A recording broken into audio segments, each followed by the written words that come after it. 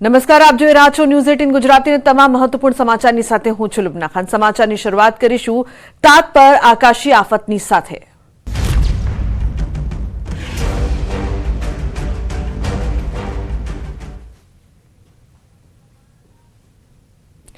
આજથી 2 દિવસ ગુજરાતમાં માવઠાનો માર રહી શકે છે। સતત 2 દિવસ ગુજરાતમાં થઈ શકે છે કમોસમી વરસાદ। હવામાન વિભાગની કમોસમી વરસાદની આગાહી। ગુજરાતના ઘણા ભાગોમાં વરસાદી ઝાપટા પડી શકે। અમદાવાદમાં 2 દિવસ માવઠાની આગાહી કરવામાં આવી છે। શીતલહેર વચ્ચે ગુજરાતમાં થઈ શકે છે કમોસમી વરસાદ। આજે સૌરાષ્ટ્રના ગીર સોમનાથ, અમરેલી, ભાવનગર, સુરેન્દ્રનગર, બોટાદમાં તો મધ્ય ગુજરાતના અમદાવાદ, ગાંધીનગરમાં વરસાદ થઈ શકે। જ્યારે ઉત્તર ગુજરાતના અરવલ્લી, બનાસકાંઠા, સાબરકાંઠા, મહેસાણા ઉપરાંત દક્ષિણ ગુજરાતના નવસારી, વલસાડ, દમણ અને દાદરાનગર હવેલીમાં કમોસમી વરસાદ થઈ શકે છે। જ્યારે આવતીકાલે સુરેન્દ્રનગર, બોટાદ, અમદાવાદ, ગાંધીનગર, અરવલ્લી, સાબરકાંઠા, તાપી, ડાંગ, નવસારી, વલસાડ, દમણ અને દાદરાનગર હવેલીમાં વરસાદ થઈ શકે છે।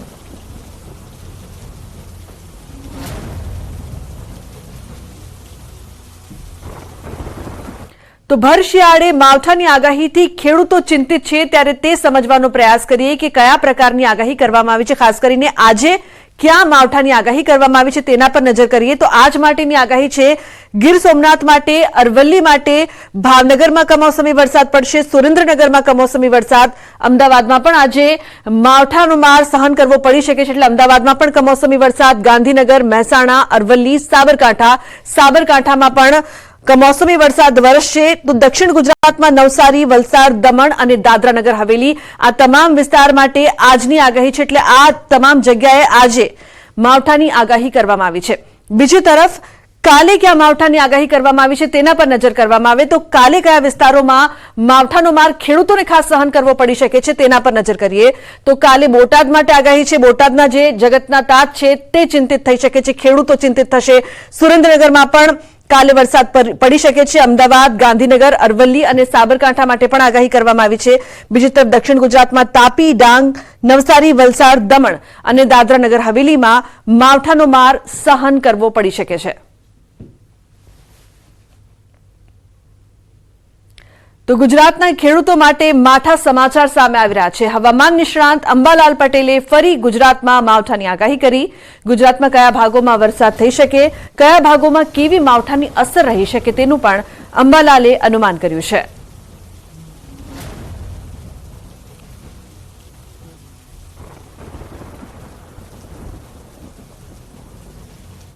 તો ગુજરાતમાં 2 દિવસ માવઠાનો માર સહન કરવો પડી શકે છે, જેને લઈને સંવાદદાતા દીપિકા લાઈવ જોડાયા છે, તેમની પાસેથી વધુ માહિતી લઈએ। દીપિકા, માવઠાનો માર સહન કરવો પડશે, ખેડૂતો ચિંતિત છે, શું આગાહી છે દીપિકા?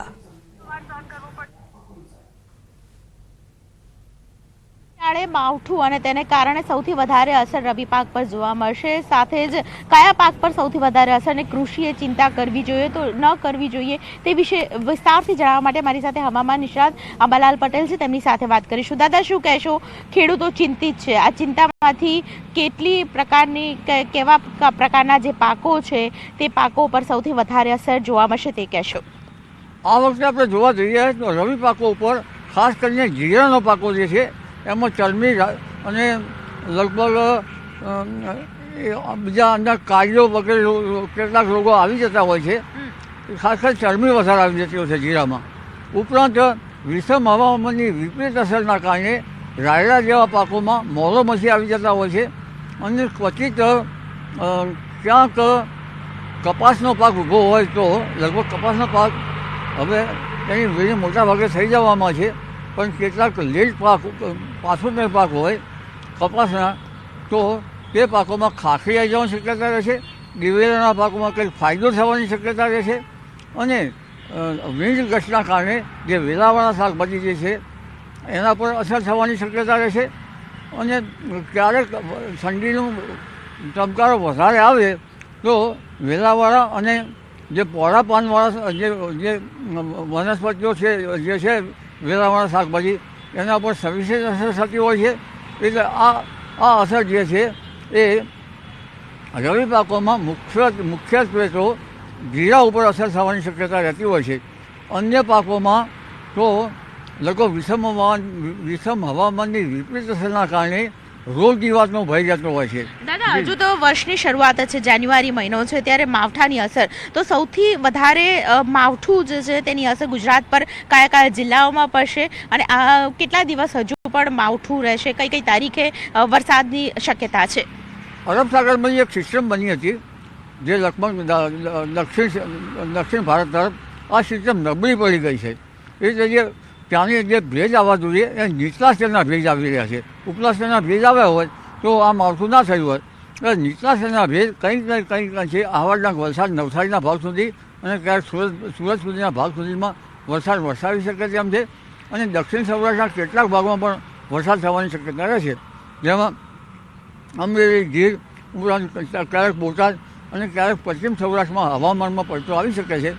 પરંતુ જે પશ્ચિમ વિક્ષોભ છે તેમાં અરબ સાગરનો ભેજ અને કંઈક અંશે બંગાળ ઉપસાગરનો ભેજ મર્જ થઈ જાય છે અને મર્જ થઈ જતાં તેની અસર લગભગ પૂર્વ ગુજરાતના ભાગોમાં, ક્યારેક દાહોદ પંચમહાલના ભાગોમાં અને અરવલ્લી સાબરકાંઠાના ભાગો અને બનાસકાંઠાના ભાગો, મહેસાણા ભાગો, સમી હારીજ ઉપરાંત ઢોટાણા, બેચરાજી અને ક્યારેક પાટણ તેમજ કાંકરેજ, તખતગઢ, ક્યાંક ડીસા, પાલનપુર, આશેરામાં આમાં ક્યાંક છાંટા પડશે. પણ ખાસ કરીને બનાસકાંઠાના કેટલાક વિસ્તારમાં પલટો આવે અને હવામાનમાં હળવા છાંટા પડવાની શક્યતા રહે છે. ઉલ્લેખનીય છે કે મધ્ય ગુજરાતમાં પણ છાંટા પડવાની કે હળવા વરસાદની શક્યતા રહે છે. દાદા, કઈ તારીખ છે, કઈ તારીખે સૌથી વધારે અસર જોવા મળશે? આજ રાતથી જ ઘણા ભાગોમાં અસરની શક્યતા રહે છે અને કાલ સુધીમાં. એટલે આ બંને દિવસમાં લગભગ મધ્ય ગુજરાતના ભાગોમાં, દક્ષિણ સૌરાષ્ટ્રના ભાગોમાં અને કંઈક અંશે પૂર્વ ગુજરાતના ભાગોમાં અને ઉત્તર ગુજરાતના ભાગોમાં વરસાદની શક્યતા રહેશે, હળવા વરસાદની. પરંતુ વરસાદ જે છે એ લગભગ અમદાવાદ, ગાંધીનગર સુધીના ભાગમાં છાંટા આવવાની શક્યતા રહેશે. આણંદ વગેરે ભાગોમાં કંઈક શક્યતા રહેશે, મધ્ય ગુજરાતના ભાગોમાં પણ તેની અસર લગભગ આજ બપોર પછી અથવા તો રાત્રેથી જણાઈ આવે તેવી શક્યતા છે.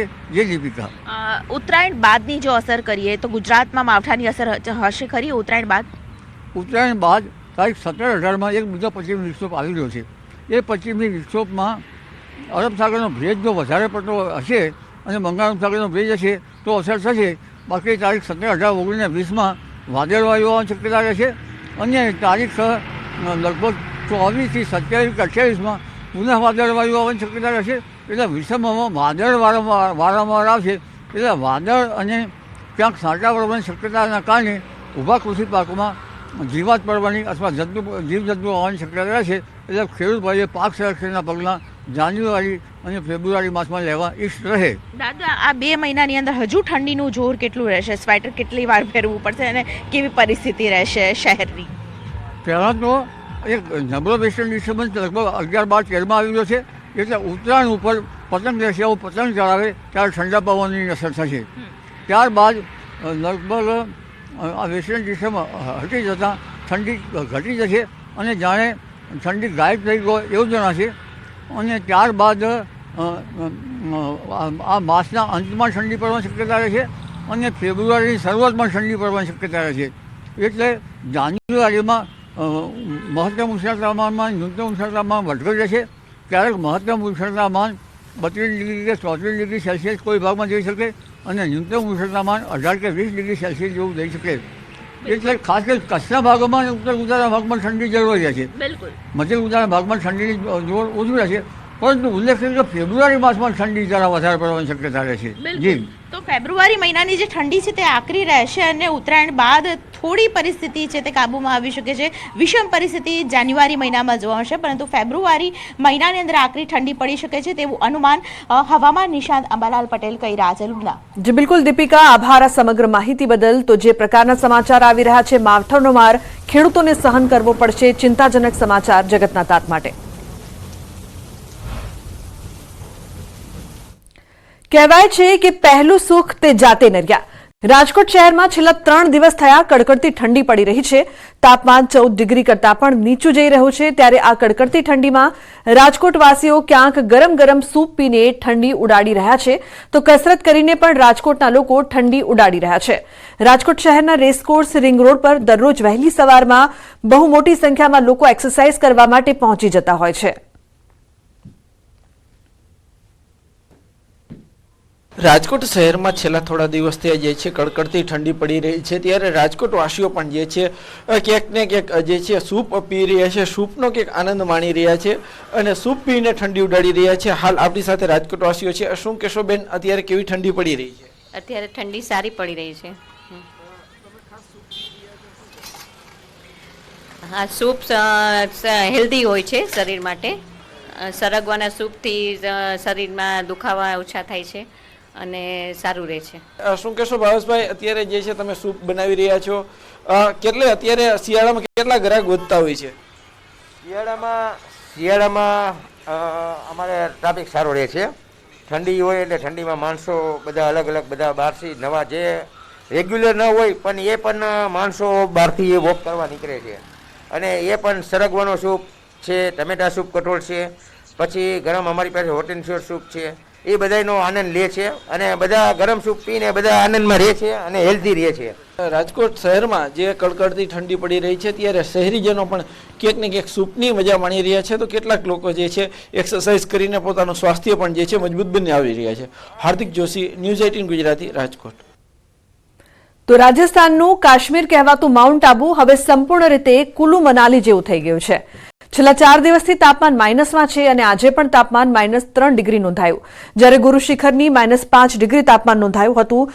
સાથે પાર્ક કરેલા વાહનો પર બરફની આછી ચાદર જોવા મળી હતી। પ્રવાસીઓ આ નજારો જોઈને રોમાંચિત થયા છે। તો કડકડતી ઠંડીના ભાગરૂપે વહીવટીતંત્રએ પણ શાળાઓમાં રજા જાહેર કરી છે। जो राजस्थान का मौसम है उस हिसाब से उसको हटाने के लिए जो लोग माउंट में आते हैं वो बहुत इंजॉयबल था और यहाँ पे इतने ठंड के अंदर भी घूमना रहना खाना पीना बहुत अच्छा लग रहा है और स्पेशली वेदर। और यहाँ जो गुरु शिखर है जो सबसे ऊंचा पॉइंट है वहाँ पर भी हम लोग जाकर के आए, वो भी बहुत मूवमेंट इंजॉयबल था और हमने बहुत इंजॉय किया। अभी भी हम नक्की लेक आए हैं, पीछे घूमेंगे हम लोग, बोटिंग करेंगे। તો આણંદમાં ગમકવાર અકસ્માત, 3 લોકોના કરુણ મોત નીપજ્યા। ઝારોલા બસ સ્ટેન્ડ પાસે ટ્રક અને કારનો અકસ્માત સર્જાયો। કારમાં સવાર 3 યુવકોના ઘટના સ્થળે જ મોત થયા છે। ટ્રકની નીચે કાર ઘૂસી જતા ભયંકર અકસ્માત સર્જાયો છે। 3 કલાકની જહેમત બાદ મૃતદેહોને બહાર કઢાયા। પોલીસે ઘટના સ્થળે પહોંચીને વધુ તપાસ હાથ ધરી છે। તો ટ્રક અને કારનો અકસ્માત સર્જાયો હતો। ટ્રકની નીચે કાર ઘૂસી ગઈ હતી, જે બાદ આ ભયંકર અકસ્માત સર્જાયો, જેમાં 3 યુવકોના ઘટના સ્થળે જ મોત નીપજ્યા। તો 3 કલાકની જહેમત બાદ મૃતદેહોને બહાર કાઢવામાં આવ્યા હતા। મોટી સંખ્યામાં લોકોનું ટોળું ભેગું થઈ ગયું હતું। પોલીસ પણ ઘટના સ્થળે પહોંચી ગઈ હતી। ટ્રક અને કારની અકસ્માતની ઘટનામાં 3 યુવકોના ઘટના સ્થળે મોત।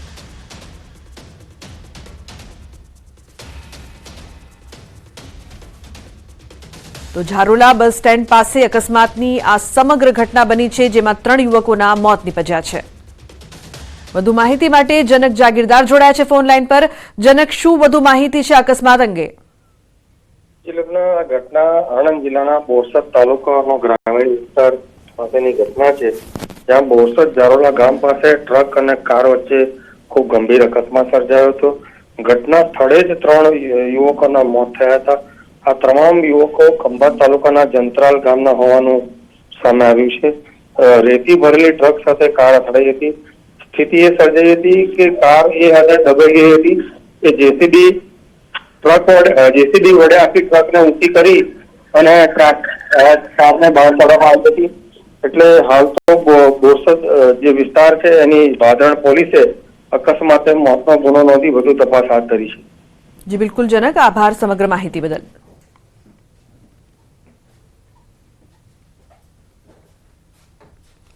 સમાચારમાં આગળ વાત કરીએ સુરતની। સુરતમાં ડિંડોલી બ્રિજ પર અકસ્માતમાં એકનું મોત નીપજ્યું છે। નાના વરાછામાં ટ્રક સાથે અથડાતા બાઇક ચાલકનું મોત। રોડ પર ઉભેલી ટ્રક સાથે બાઇક અથડાતા અકસ્માત સર્જાયો। પુરુષના મોતને લઈને પરિવારમાં શોકનો માહોલ છે।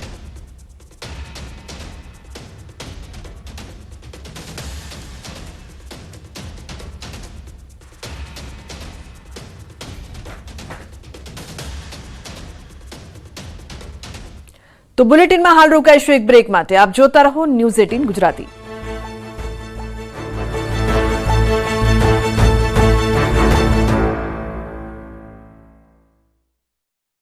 સુહાના ગુજરાત સ્પેશિયલ લાલ મરચું પાવડર તાજા મરચાથી બન્યું.